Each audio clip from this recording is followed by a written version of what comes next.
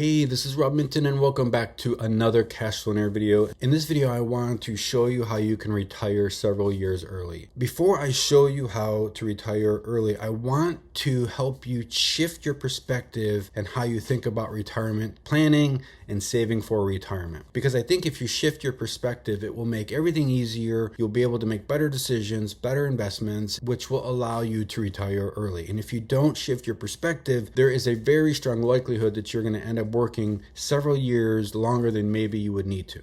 The best way to think about retirement planning is simply just that you no longer have to work for money, okay? It's not that you need to build this large retirement fund, that you need to have 7 figures or you need to have X dollars in your retirement account. That's not really the goal. The goal is just to stop working for money, where you have enough income from your retirement account or whatever investments that you no longer need to work for a paycheck. That is really the goal. This is helpful because you can hit this point where you no longer need to work for money several years early if you shift your thinking. Accurate thinking is probably the most important part of every aspect of our lives, but especially investing and retirement planning. To illustrate this, let's think about Warren Buffett. And if you followed Warren Buffett, you probably know that he suggests that the best investment that the average person, you and I, can make is to invest into a low-cost index fund that tracks the entire stock market. And I think the example he has used would be like a Vanguard total stock market index fund. And he makes this recommendation for 2 reasons. Number one is because it's low cost. Vanguard doesn't charge a lot of fees, so most of your money is in the fund working for you, right? It's earning some money for you. And the second reason is because he believes that it's the safest long-term investment, because you're going to basically mirror the results of the stock market. And over time, he believes the stock market is a very good, profitable investment. But if you look at what Warren Buffett does, you'll see that he does not follow this advice. He invests primarily through Berkshire Hathaway, and Berkshire Hathaway does not own the total stock market index fund. Berkshire Hathaway focuses on buying businesses that provide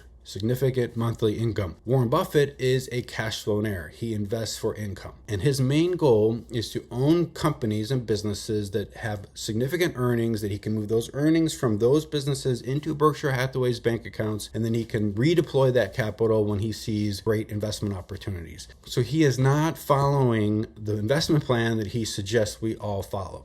So in order to retire early, you need to make your money work very, very hard for you. I mean, you need to kind of force your money to provide as much income for you as possible. It's important to think about making your money work hard for you, because if you do not make your money work hard, you will be forced to work hard yourself. So something has to work hard. Either you have to work hard for your money, or your money has to work hard for you. And another way to kind of think about making your money work hard for you is to just consider if you owned a business and that business had dozens of employees. Would you be really excited if your employees were sitting around all day watching Netflix on their phones or on TikTok or IG or Facebook, whatever social media account? Would you be happy if they really were just wasting time all day long? And your answer is probably no, right? You would be a little bit frustrated if your employees were not working hard for you. It would be much better if you had employees that worked really hard, that cared about your business, that were passionate about your products and services and making your customers happy. That's how you want to invest your money. You want your money working as hard as possible for you. And I do think it's helpful to think as money as employees, because how can I maximize the output of each employee, of each dollar that I invest? And that's really what we want to do, is we want to maximize the benefits of every single dollar that we invest. And what I honestly believe is the best way to do that is to demand income, as much income as possible from every single dollar that you invest. Because when you focus on income, that means your money is making more money for you. And if you do not focus on income, that means your money is not working very hard for you. It's kind of sitting over there on Facebook and it's watching Netflix all day instead of working to make more money for you. So to help kind of drill this point home, I'm going to segue into an older video that I recorded where I highlight what I believe is the most important financial metric to track. If you start to track this one financial metric, it will change your life. And then after that video, I'm going to show you, I'm going to take you to my computer and I'm going to do a little case study showing you how you can make your money work very hard for you. And you'll learn how that you can increase your income or cash flow every single day. Okay, here's the financial metric that I suggest you start to track. The best thing you can do financially is to start tracking the daily cash flow that you receive or the daily passive income that you receive. So to figure this out, you really need to just kind of sit down and think through your investments, trying to figure out what your monthly income or positive cash flow is from that investment. So if you own dividend stocks, how much average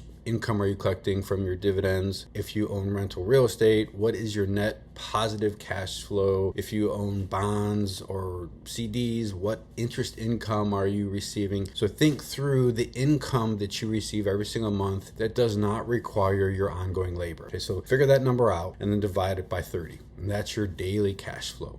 Now, my guess is that if you actually go through this calculation for yourself, you're going to find that you do not have a very large monthly or daily cash flow. All right, you're going to be probably disappointed in what you see. And the reason why is because you have not been focusing on cash flow, right? We've all been taught to invest for appreciation. So if we are investing for appreciation, that means our income or cash flow is not going to be very good. This is a huge opportunity for you. And this is why I really suggest tracking your daily cash flows, because when you start to track this, you will now make different decisions with your investment. You will probably pass on investments that focus mainly on appreciation, which is outside of your control, and you will now focus on investments that offer you income, monthly income, which will then move this metric. And if you think about this, right, time freedom is where you have enough passive income or cash flow flowing in to offset your living expenses. So if you make the same calculation of what your daily living expenses are, and you would do that simply by adding up all the money that flows out of your bank account each month, dividing it by 30. And if you do this, right, so you have your daily cash flow and you have your daily expenses, living expenses, soon as your cash flow number hits and matches your daily living expenses, you have time freedom. You no longer have to work for money if you don't want to. So tracking this and making improvements in your daily cash flow, every single dollar of daily cash flow that you generate moves you closer and closer and closer to time freedom. In my book, The Cashflow Plan, which is available below this video, I include this chart. And the story behind this chart is that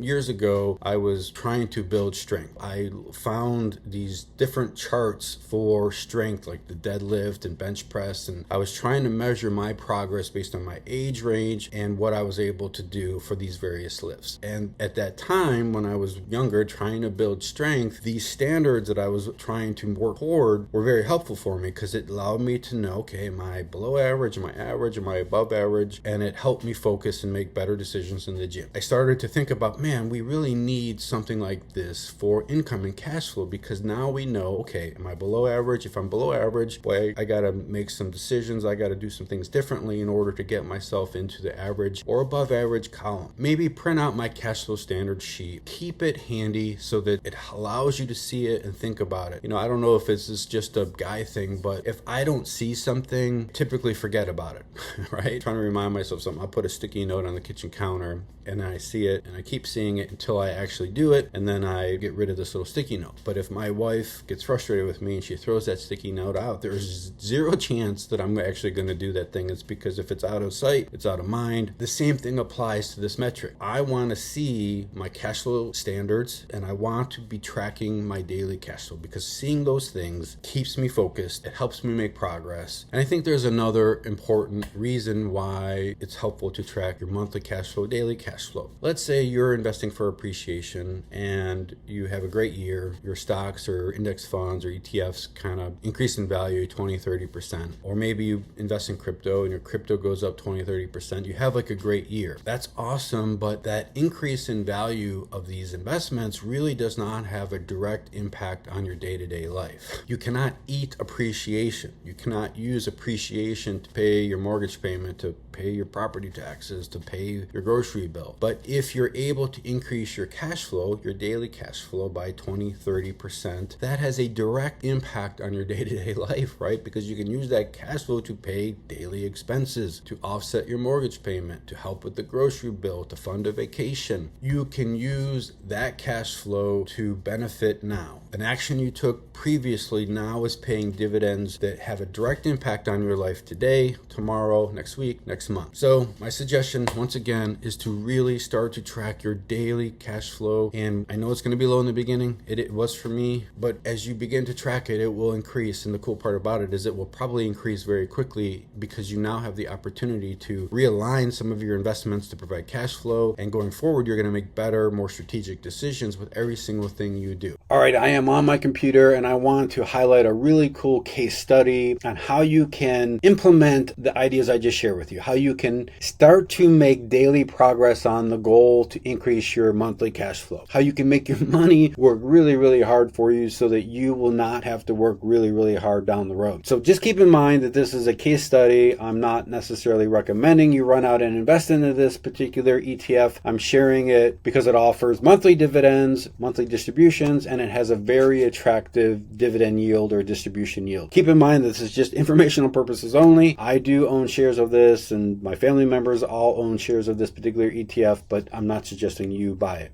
Okay, so this particular ETF, it's called the YieldMax Universe Fund of Option Income ETFs. Now, there's a lot more to this, but YieldMax has several high yield ETFs, and each of their various ETFs are kind of using different investment plan around specific stocks. This particular ETF simply invests in all of the other YieldMax high yield ETFs, and it collects income from those ETFs and then it pays that income out to shareholders. So the fund is really designed to provide very attractive income for its shareholders. It is not designed to appreciate in market price over time. So this is not something you're going to buy and it's going to double or triple in price. It's going to just pump out very attractive monthly income that you can use to either buy additional income producing assets, you can compound your assets, or if you get to the point where you want to stop working for money, you can stop reinvesting the income and you can then just live off the monthly income that's provided from the asset. One more thing to note is that YieldMax is rather new, and this specific YMax ETF was launched, I believe, in early 2024 or late 2023, so it does not have a long history of paying dividends. But you can see here the dividends from February of 2024 through July of 2024, and it's 53 cents a share, 57 cents a share, 63 cents, 70.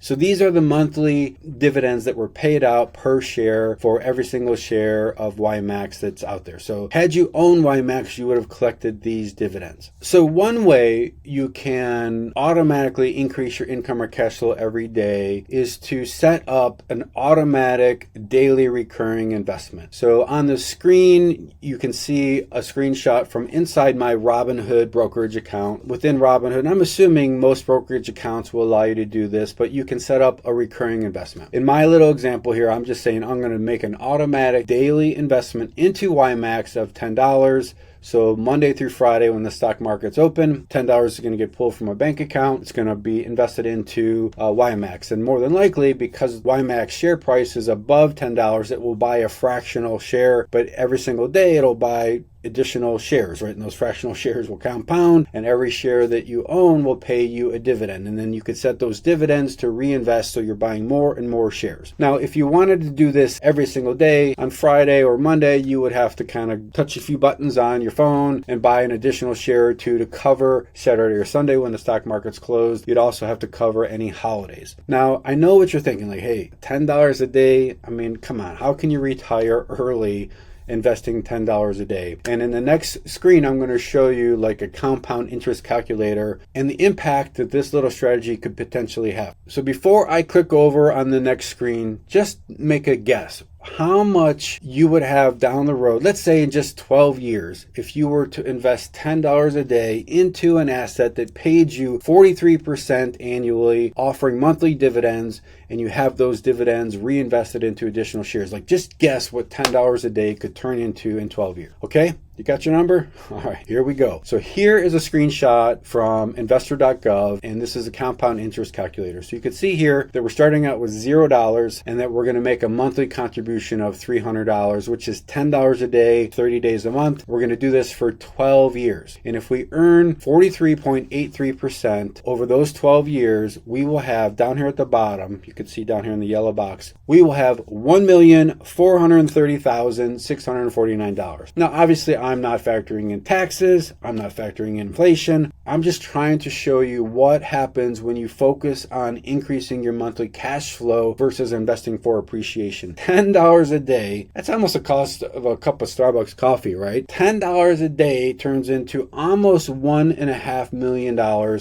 when you invest in a way that your money works very, very hard for you. Now, obviously, there's all kinds of assumptions in this, and the actual results may be worse. They could be better. We're using an estimated annual yield of 43.83% from YMAX, but it could be lower, it could be higher. But needless to say, wouldn't you be happier 12 years from now if you owned assets that were paying you every single month versus not owning assets that were paying you every single month? The really cool part about this is that at any particular point in time, you can just stop reinvesting your dividends and you could take the monthly cash flow or income provided from this hypothetical investment and use it to offset your living expenses. This is why I think investing for cash flow is so important. The other thing to think about is that you may never ever have to sell these shares to pay your living expenses. That's simply because they're going to be paying you every single month. So you could continue to own these shares for the rest of your life, and you could pass these shares on to your kids or grandkids so that they can then collect monthly income as well. The idea is